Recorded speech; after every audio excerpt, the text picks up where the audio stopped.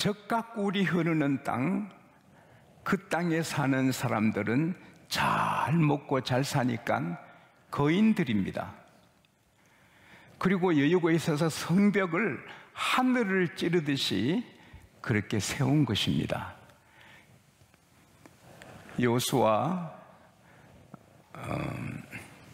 민수기 13장 27절에 보면은 그 주민들은 강하고 그 성은 견고하고 거기는 거인 아낙 자손이 있다. 그리고 그 똑똑한 이스라엘의 12지파 지도자들 중 10명이 보고하기를 우리는 그들에 비하면 메뚜기 같다. 우리가 그들을 이길 수 없다. 그 정도로 똑똑한 사람이 판단했을 때 그 가나안의 모든 나라들은 너무 강하다. 그러기에 거기 있는 사람들도 우리를 칠 자가 누가 있겠냐. 자손 만대 길이길이 우리는 이 땅을 누릴 것이다. 그게 그들의 생각이었습니다. 그러나 하나님의 계획은 아닙니다. 그들을 다 멸하는 것입니다.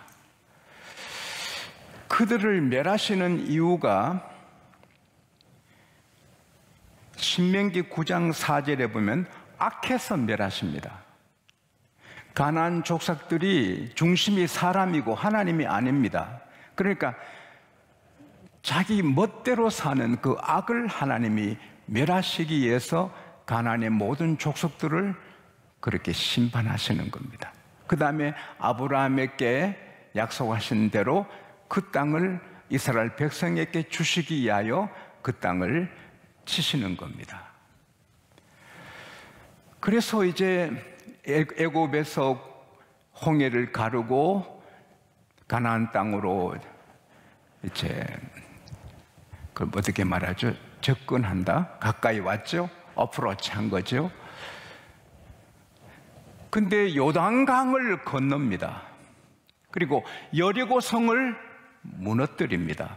여리고성은 너무 성벽이 두터워서 성벽에 집을 짓고 사는 철벽성인데 손은 안 대고 무너집니다. 하나님의 군사가 무너뜨린 겁니다. 할렐루야. 당시는 텔레비전이나 매스컴이 없어서 뭐 이스라엘 백성이 애굽을 꺾고 나왔대, 홍해가 갈라졌대, 말도 안 되는 소리. 그냥 그렇게 들은 이야기로 흘러갔지만 요단강은 가나안 땅의 강입니다. 요단강이 갈라졌다. 여리고성은 가나안 땅의 성입니다. 그 성이 무너졌다. 또 아이성이 정복됐다. 그래서 그들이 다 마음이 높고 정신을 잃을 정도인 것입니다. 기브온 사람들은 하나님의 메시지를 듣습니다. 하나님께서 그의 종 모세에게 명하시기를 가나안 족속을 다 멸하라. 그 땅을 이스라엘 백성에게 준다. 하나님이 명하신 말씀을 그들이 소문으로 듣습니다. 그래서 우리는 이제 죽을 운명, 멸망하게 됐구나. 그래서 그 성에 지도자들이 다 모여서 우리 다 죽게 됐는데 살 길이 뭐냐? 하나님의 백성 이스라엘과 평화조약 맺는 길밖에 없다. 그래서 연극을 합니다. 아마도 연극 잘하는 배우들을 모은 것 같아요. 그래서는 낡은 전대를 준비하고 낡은 신발, 낡은 옷, 찢어져서 꾸우면 가죽 부대를, 그 포도주 가죽 부대를 준비해서 나귀에 싣고 떡이 다 바짝 마르고 곰팡이 쓴 것을 준비해서 길갈에 가서 여호수아와 그 백성의 족장들에게 가서 엎드려 진지하게 겸손하게 절하는 겁니다. 아니 당신들 어찌하소? 예, 우리들은 당신들의 종입니다. 평화계약을 맺으러, 평화조약을 맺으러 왔습니다. 아니 당신들 이 가까이 사는 사람 같은데 어떻게 우리가 평화조약을 맺을 수 있어. 예, 저희들은 당신들의 종입니다. 우리가 가까이 있는 게 아니고 아주 멀고 먼 나라에서 왔습니다. 우리 전대 보십시오. 다 낡았지 않습니까? 이 포도주 가죽 부대 보세요. 우리가 출발할 때 새 것인데 다 찢어서 다시 구워 맸습니다. 그리고 우리 옷은 새 옷인데 이 다 낡았습니다. 우리가 출발할 때 뜨거운 떡을 해가지고 다 이제 곰팡이 쓸지 않았습니까? 우리 신발도 보십시오. 다 낡았지 않았습니까? 먼 나라에서 왔습니다. 여호와의 소문을 듣고 왔습니다. 하나님께서 애굽에 행하신 것, 또 바산한 오게께 헤브론왕 또 시온에게 행한 걸 다 듣고 하나님이 행하신 일을 듣고 우리가 왔습니다. 그러니까 여호수아와 족장들이 하나님의 이름 하니까 감동을 받고 평화조약을 맺은 겁니다. 불과 3일 뒤에 그들이 바로 이웃에 있는 기브온이라는 것을 알았습니다. 그래서 백성들이 족장들을 원망하는 것입니다. 세상에 알아보지도 않고 그렇게 사기당하는 조약을 어때 했느냐? 그러나 족장들은 하나님의 이름으로 우리가 약속을 했기 때문에 그들을 건들 수 없다. 여호수아가 그 사절단들을 부릅니다. 어찌 우리를 속였어요? 예, 여호와께서 모세에게 명하시기를 이 땅을 다 멸하고 하나님 백성에게 주신다는 말씀을 들었는데 우리가 죽게 되었으니 살기 위해서 생명을 잃을까 봐 이렇게 했습니다. 우리가 당신 앞에 있으니 마음대로 하세요. 의향대로 하세요. 그래서 여호수아는 그들을 물길고 나무 패는 봉사를 하게 하지만 건드리지 않습니다.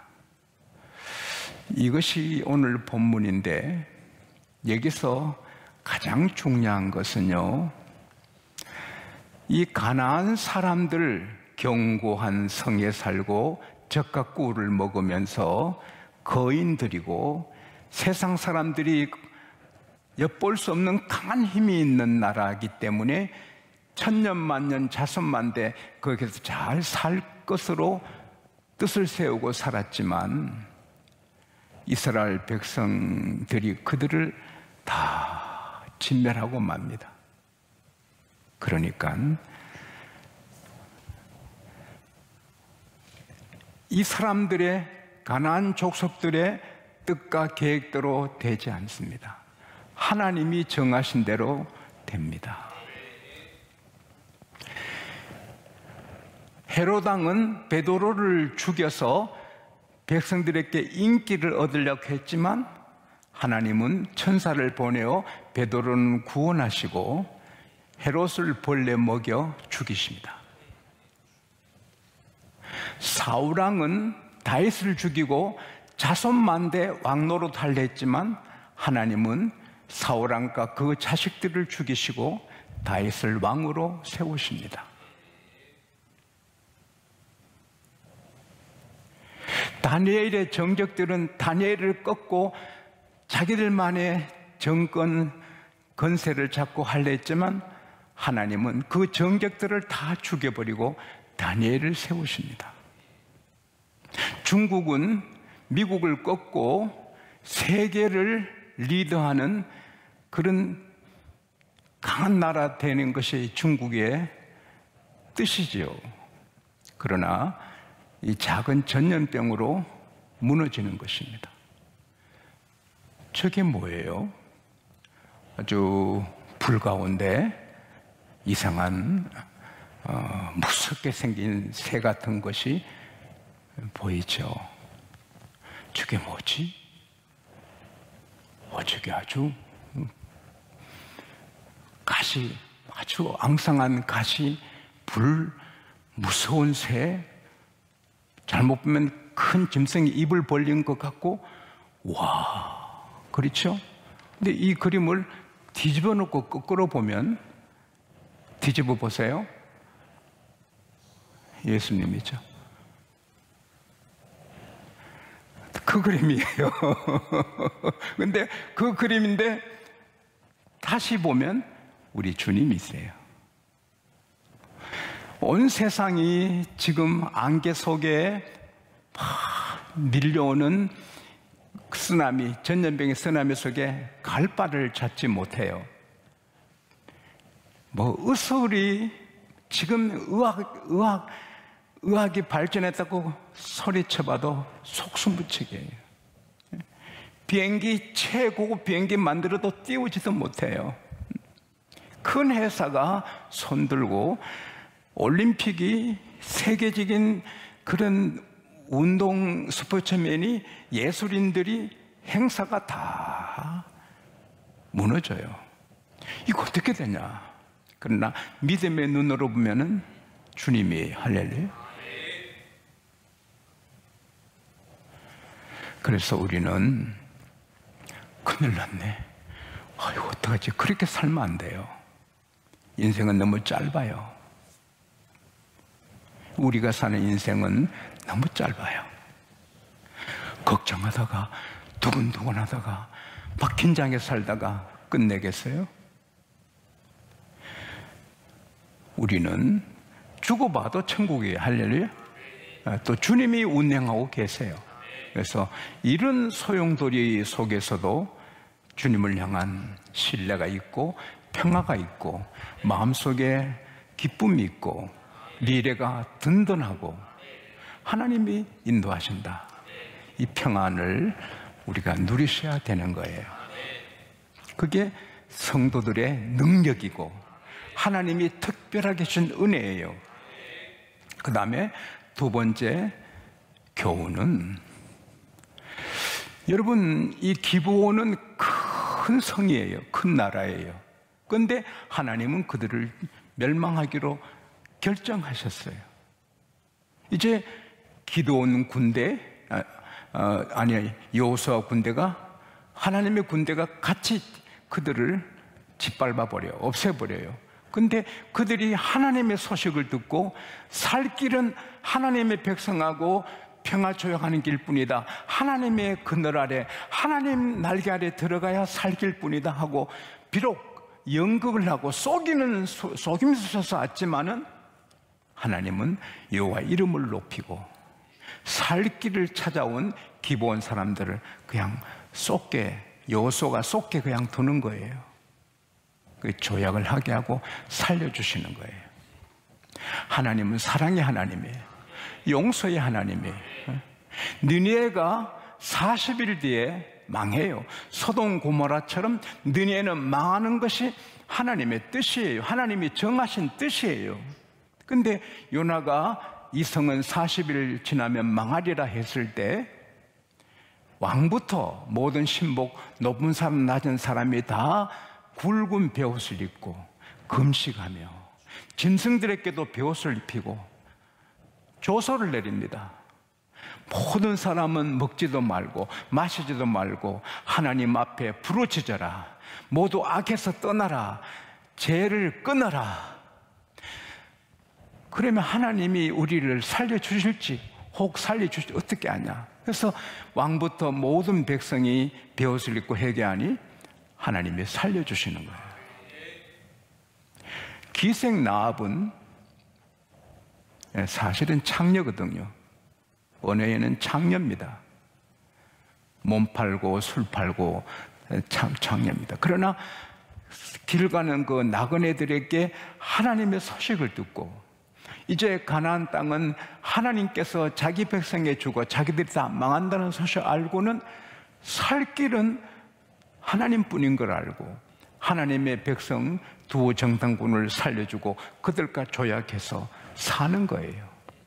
하나님은 그 죄인 창녀지만 하나님만이 여호와시고 다스리는 분이고 그분에게만 살 길이 있는 거 알고 그분을 의지하는 나합을 살려주시고 예수님의 족보에 들게 하시고 라합의 가족까지 다 살려주시는 거예요.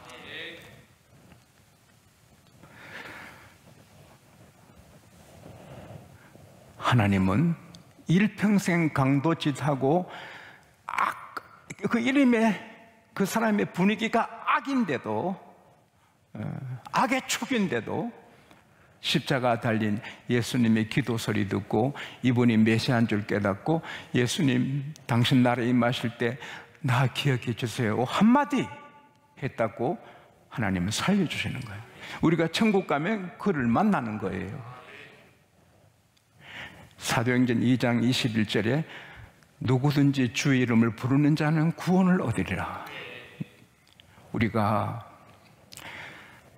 또 성경도 우리를 경고하십니다. 하나님의 백성이 그릇 막 살까봐 막 경고하시지만 하나님은 사랑이십니다. 구원하러 주님이 오셨습니다. 그래서 주 이름을 부르고 주님 앞에 나오면 다 살려주시고 구원해 주시는 겁니다. 누구든지. 그리고 하나님은 길 가던 사람이 아이가 물에 빠져 허우적거릴 때 한 번 건져주고 지나가시는 하나님이 아니십니다. 이 나라 가장 큰 교회 중에 한 교회 진 담임 목사님, 어릴 때 저수지에서 그렇게 놀다가 물에 빠져 죽습니다. 아무도 건질 자가 없습니다. 근데 휴가 오는 군인이 그 저수지 밑으로 걸어가다가 문득 올라가고 싶은 겁니다. 그래서 높은 그 저수지 뚝으로 올라가니 한 아이가 물에 깔아앉았다가 올라왔다가 하는 겁니다. 그래서 건져냈습니다. 근데 그 군인은 하나님이 아닙니다. 어쩌다가 하나님의 감동에서 올라가 구원해 주신 겁니다. 그리고 그냥 지나갔지만 하나님은 구원하신 백성을 끝까지 책임지십니다. 할렐루야. 이게 우리 행복입니다. 기브온이 쏘개가지고 하나님 백성하고 평화조약 맺지만 그 예루살렘 왕, 에브론 왕, 또 헤브론 왕, 라기스 왕, 이런 왕들이 자기 동료가 자기들을 배신하고 이스라엘에게 붙었다는 소리 듣고는 다사랑이 연합군을 만들어서 기브온을 치러 오는 것입니다. 다급해진 기브온 지도자들이 급하게 발빠른 사람 길갈에 보내서 여호수아 대장님, 우리가 당신 나라하고 평화 줘야겠다고 연합군 5개국이 쳐들어오고 있습니다. 구해주세요. 그때 여호수아가 발빠르게 모든 장수, 모든 군인 동원해서 밤새도록 옵니다. 와서 그들을 칩니다. 치는데 재밌는 것은 하나님이 욥기 38장에 보면 하늘의 구름을 우박창고라 했어요. 구름이 우박창고라 했어요. 욥기 38장부터 41장까지는 하나님이 직접 말씀하시는데 하늘이 우박의 창고고 비의 곡간이라 창고라 했어요. 그걸 열어서 내리는데 세상에 여호수아 군대는 안 맞고 그 연합군만 맞아서 죽는 거예요. 그래서 칼에 죽은 자보다 우박에 맞아 죽은 자가 더 많아요. 하나님 전쟁은 재밌어요. 그래서 하나님께서 기브온을 구원하신 다음에 끝까지 책임지시는 거예요. 하나님은 지용수가 죄인인데 그래도 하나님께 붙어 있으니 하나님이 저를 끝까지 책임지십니다. 여러분을 끝까지 책임지십니다.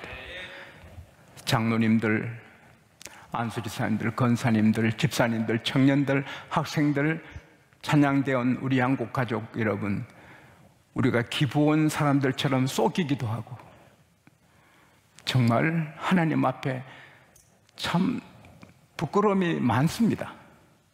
그래도 하나님은 끝까지 돌보십니다. 무엇을 먹을까 마실까 염려하지 말아라. 무엇을 입을까 염려하지 말아라. 세상 사람들이 하는 거다. 너희는 먼저 그의 나라와 그의 의를 구하라. 그러면 이 모든 건 하나님이 도와해 주시리라. 전염병이 지나가고 전쟁이 터지고 천재지변이 일어나고 바닷물이 산을 덮어도 하나님은 우리 목자이십니다. 우리를 책임지십니다. 그래서 우리는 할 일은 하나님께 언제나 기본이 하나님께 붙듯이 하나님께 붙어 있어야 됩니다. 이번 이 모든 어려움이 목사님들이 회개하고 장로님들이, 권사님들이, 집사님들이, 이 땅의 의인들이 회개하고 안 믿는 자는 주님을 바라보고 내 뜻대로 안 되는구나, 전능하신 하나님 막으시면 아무것도 안 되고 나라도 망하는구나, 정치한 사람 다 깨닫고 하나님께 돌아올 기회가 될 수 있기를 바랍니다. 근데 욥은 욥기 17장 1절 보면 내 기운이 다 했고 내 날이 다 끝났고 이제 무덤밖에 뿐입니다. 이제는 곧 죽는구나. 이제 내 기운이 끝났고 내 날이 이제는 다 끝났고 무덤에 들어가는구나. 그렇게 고백합니다. 그래도 그는 하나님을 놓지 않습니다. 그때 하나님은 욥을 정금같이 빚으시고 그리고 그에게 건강을 얼마나 좋게 주셨는지, 여러분 아들 신남매를 낳았다면 벌써 노인 아닙니까? 그죠? 근데 다시 청년이 되게 해서 세장가 가서 또 열을 낳으니까 그래서 욥이 자녀 10명을 낳고 140을 살고 욥기 42장 16절이면 욥이 140을 살아요. 자녀 10을 낳고 그리고 재산은 갑절로 불어나고 친구들이 파서 욥 엎드리고 그래서 하나님이 욥을 더 세워주신 겁니다. 사랑하는 우리 성도님들, 이 어려운 때에 우리는 욥처럼 더 하나님께 매달리고 붙어 있으면 더 좋게 하십니다. 갑절의 복을 주십니다. 미래는 더 밝습니다. 마지막으로 내가 살기 위해서 내가 살기 위해서 하나님만 붙잡고 있다, 그것은 애기신앙입니다. 하나님의 뜻이 뭐예요? 하나님의 뜻은 기브온 사람처럼, 라합처럼, 느헤 사람처럼, 십자가 한편의 강도처럼 아무리 죽을 운명의 죄인이라도 하나님 앞에 나와 구원해 주시는 게 하나님의 뜻인 겁니다. 가나안의 모든 족속들이 다 기브온 사람처럼 하나님의 소문 듣고 하나님을 대적하지 않고 하나님 앞 엎드려 놨으면 하나님이 다 살려주셨을 수도 있는 것입니다. 하나님이 전염병을 주시고 지진을 주시고 천재지변을 주시고 아주 어렵게 하시는 것은 하나님을 바라보라, 내게 돌아오라, 구원을 받아라. 하나님의 뜻은 우리를 멸망시키는 게 아니고 구원하는 것입니다. 하나님이 이 세상을 이처럼 사랑하사 독생자를 주셨으니 이는 저를 믿는 자마다 멸망치 않고 영생을 얻게 하려 하십니다. 그리고 누구든지 사마리아 여인도 남편을 5, 6 둔 사람이지만 예수님은 구원해 주러 가시고 구원해 주시는 겁니다. 하나님의 뜻은 사람을 구원하는 것입니다. 내 주의 뜻대로 행하시옵소서. 주님이 주의 뜻을 행하시는데 그 뜻은 사람을 구원하는 것입니다. 우리도 내가 어떻게 살까 미래가 걱정하면 그건 믿음이 약한 사람입니다. 우리의 미래는 하나님이 책임지시는 것입니다. 우리가 어떤 자리에 있든지 내 때문에 사람이 구원받을 때 하나님의 뜻이 이루어지는 것입니다. 주의 뜻을 잘 이루어드리는 여러분과 제가 되기를 축복합니다.